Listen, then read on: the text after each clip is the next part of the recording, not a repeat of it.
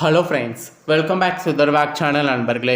எனக்கு இந்த வீடியோவில் மிக முக்கியமான எச்சரிக்கையான ஒரு ஜோதிட தாள்களை தான் இப்போ இந்த வீடியோவில் அதிரடியாக பார்க்க போகிறோம்.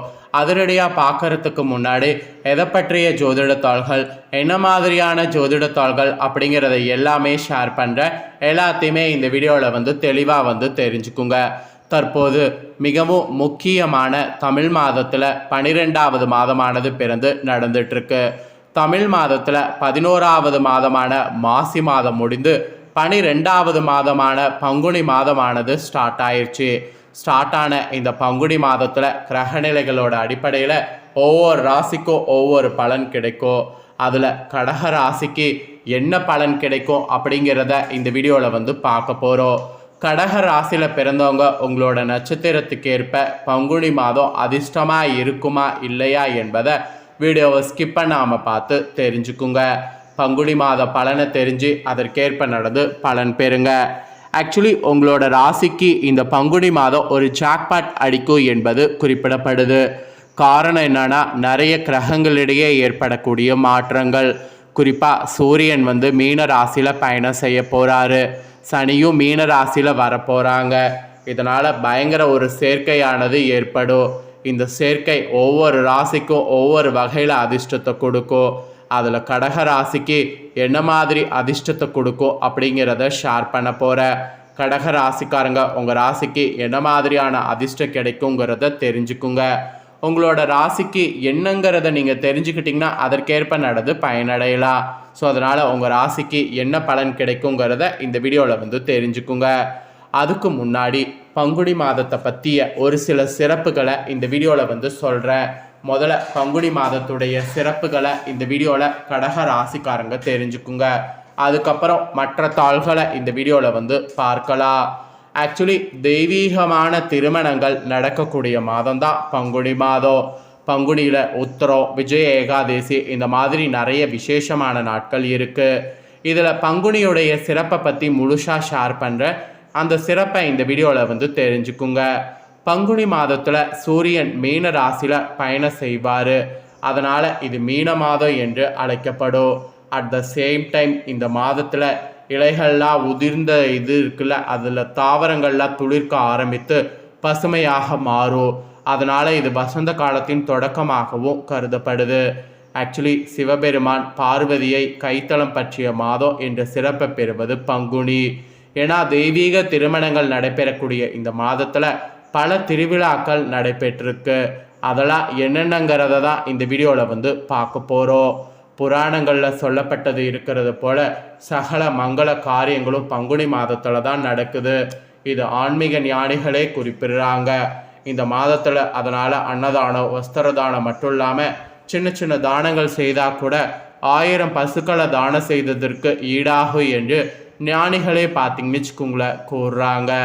அதே போல் பங்குனி மாதத்தில் உத்திர நட்சத்திர காலத்தில் விரதம் இருந்து முருகப்பெருமான மனவுருக வேண்டினால் உங்கள் ராசிக்கு திருமணம் நடைபெறாமல் ஏக்கத்தோடு இருக்கக்கூடிய அனைவருக்கும் அந்த பாக்கியம் சித்திக்கும் என்று புராணங்களில் கூறப்படுது. பங்குனி மாதத்தில் வரக்கூடிய தேய்பிரை ஏகாதேசிக்கு விஜய ஏகாதேசி என்று பெயர். இதில் விரதம் இருந்து பெருமாளை வழிபட்டால் எடுத்த காரியம் தடையில்லாமல் நடக்கும். எதிரிகளை கூட வெற்றி கொள்ளலாம். மேலும் பொருளாதார முன்னேற்றம் அபாரமாக இருக்கும். இந்த மாதிரியெல்லாம் ஏகாதேசி விரதத்துக்கு கூறப்படுது. ஆக்சுவலி ராவணன் சீதையை சிறையெடுத்து சென்று விட்டார். எப்படி மீட்டு வருவது என்று ராமர் ஆழ்ந்த சிந்தனையில் இருந்தார். அப்பொழுது அங்கே வந்த ஒரு முனிவர் இந்த விஜய ஏகாதேசி விரதத்தை அனுஷ்டிக்கும்படி கேட்டுக்கொண்டிருக்கிறார். அதன்படி விரதமிருந்து தன் சீதை ராமர் மீட்டு வந்தார். அது இந்த ஏகாதேசி விரதத்துடைய சிறப்பாக கருதப்படுது.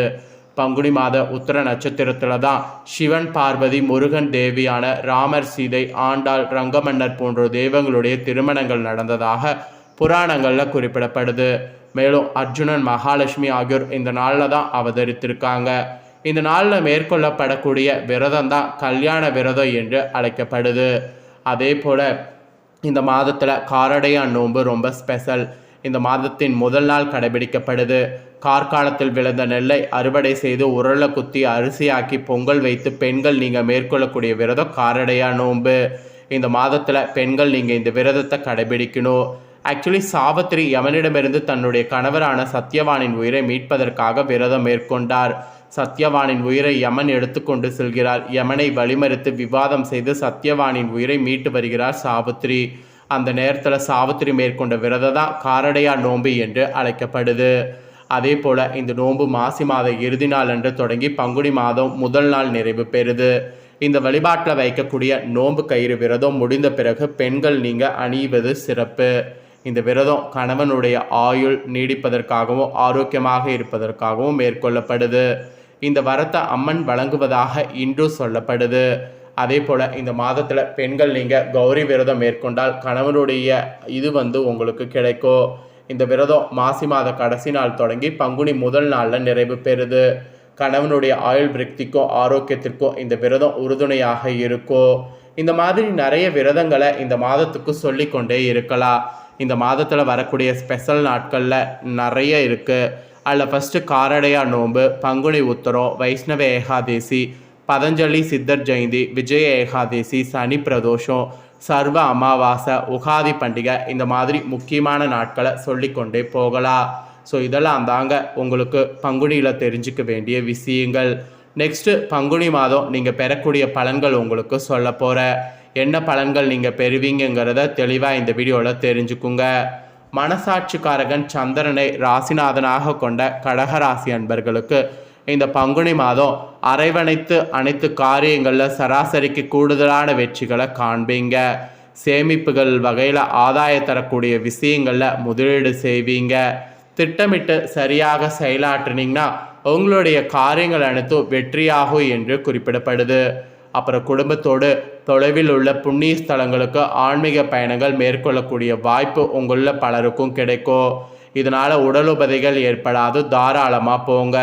உங்களுடைய தன்னம்பிக்கையானது அதிகரிக்கும், திறமைகளானது பழிச்சிடும். எல்லாத்துக்கும் மேலே குழந்தைகளுடைய கண்டுபிடிப்பு நீங்கள் பார்க்கணும். அவங்களுடைய கண்டுபிடிப்பை நீங்கள் ஆதரவு பண்ணிங்கன்னா அவங்க நிறைய கண்டுபிடிச்சு வளர்வாங்க. அதே நேரம் அவர்கள் மகிழ்ச்சியாக சுற்றுலாவுக்கு செல்லணும்னு நினச்சிங்கன்னா கண்டிப்பாக அனுப்பி வைங்க. பதற்றப்படாமல் உங்கள் செயல்களை செய்தீங்கன்னாவே உங்களால் ஈஸியாக இந்த மாதம் முடிக்க முடியும். அப்புறம் தொழில் செய்யக்கூடிய கடக ராசிக்காரங்களுக்கு கொடுக்கல் வாங்கல் விஷயங்களில் எந்த குறையும் ஏற்படாது. ஆனாலும் எதிலும் கவனமாக இருக்கணும். புதிய முதலீடுகளை கூட்டாளிகளை கலந்தாலோசித்த பிறகே செய்யணும். அப்போ தான் தேவையற்ற சரக்குகளை மட்டுமே வாங்கி விற்க முடியும். அதே சமயம் சந்தைகளுடைய போட்டிக்கு தகுந்தவாறு விலையை நிர்ணயித்து லாபம் அடையணும். நிர்ணயிக்காமல் லாபம் அடைய வாய்ப்பு இல்லை. அப்புறம் உத்தியோகத்தில் கூட கடுமையாக உழைத்தாலும் அதில் மேலதிகாரிகள் குற்றம் காண வாய்ப்பு இருக்குது. அதே சமயம் சக ஊழியர்கள் உங்களுக்கு உறுதுணையாக நிற்பாங்க. இதனால் ஈஸியாக எல்லாத்தையும் சமாளித்து விடுவீங்க. சிலருக்கு அலுவலக ரீதியாக வெளியூரில் சில காலம் தங்கி பணியாற்ற வேண்டிய சூழ்நிலை உருவாகும். அலுவலகத்தில் கடன் கெடுத்து வாகனம் வாங்கக்கூடிய யோகம் பலருக்கு அமையும். அப்புறம் நீங்கள் அரசியலில் இருப்பவர்களாக இருந்தீங்கன்னா அனைவரையும் அரவணைத்து செல்லணும். கட்சி மேலிடத்தில் கனிவான பார்வை உங்கள் மீது விழுந்து உங்கள் கோரிக்கைகள் அனைத்தும் நிறைவேறும். அரசு அதிகாரிகளும் உங்கள் நேர்மையான ஆலோசனைகளை மதித்து நடப்பாங்க. அவர்களால் உங்களுடைய செல்வாக்கு தொண்டர்களிடம் உயர்ந்து காணப்படும். அப்புறம் கலைத்துறையில் இருப்பவர்களாக இருந்தீங்கன்னா உங்களுக்கு அனுகூலமான திருப்பங்கள் உண்டாகும். பாராட்டும் பணமும் உங்கள் உள்ளத்தை உற்சாகப்படுத்தும். சக கலைஞர்கள் நட்போடு பழகுவாங்க. அவர்களால் உங்களுக்கு புதிய வாய்ப்பு கிடைக்கும். கிடைச்ச வாய்ப்பை மிஸ் பண்ணிடாதீங்க. அப்புறம் பெண்மணிகள் உங்களுடைய இல்லத்தில் மகிழ்ச்சியை காண்பீங்க. கணவரிடம் பாசத்தோடு பழகுவீங்க. அப்புறம் புதிய ஆடை ஆபரணங்கள் வாங்கி மகிழ்வீங்க. தேவையற்ற கவலைகள் சிலருக்கு தோன்றலாம். மனதை கட்டுப்படுத்த யோகா, பிராணமயம் போன்றவற்றை இந்த மாதம் செய்தால் கவலைகள் தேவையற்றவை என்பது தன்னால் உங்களுக்கு புரியும். அதனால் பெண்கள் இதை கண்டிப்பாக செய்யுங்க. அப்புறம் மாணவிகள் வீண் வாக்குவாதங்களில் ஈடுபடுவதை இந்த மாதம் தவிருங்க. பழைய தவறுகளை திருத்து கொண்டு புத்துணர்ச்சியோடு பாடங்களை படித்தாவே ஈஸியாக உங்களுக்கு வெற்றியானது கிடைக்கும். ஆக மொத்தம் இந்த மாதிரியான பலன்கள் தான் கடக ராசிக்காரங்களுக்கு கிடைக்கும் என்பது குறிப்பிடப்பட்டிருக்கு. குறிப்பிடப்பட்டதை தெளிவாக இந்த வீடியோவில் உங்களுக்கு ஷேர் பண்ணிட்டேன். ஷேர் பண்ணதை தெளிவாக இந்த வீடியோவில் உங்கள் ராசிக்கு என்னங்கிறத தெரிஞ்சிருப்பீங்க. ஸோ தெரிஞ்சதுக்கேற்ப நடந்து பலன் பெறுங்க.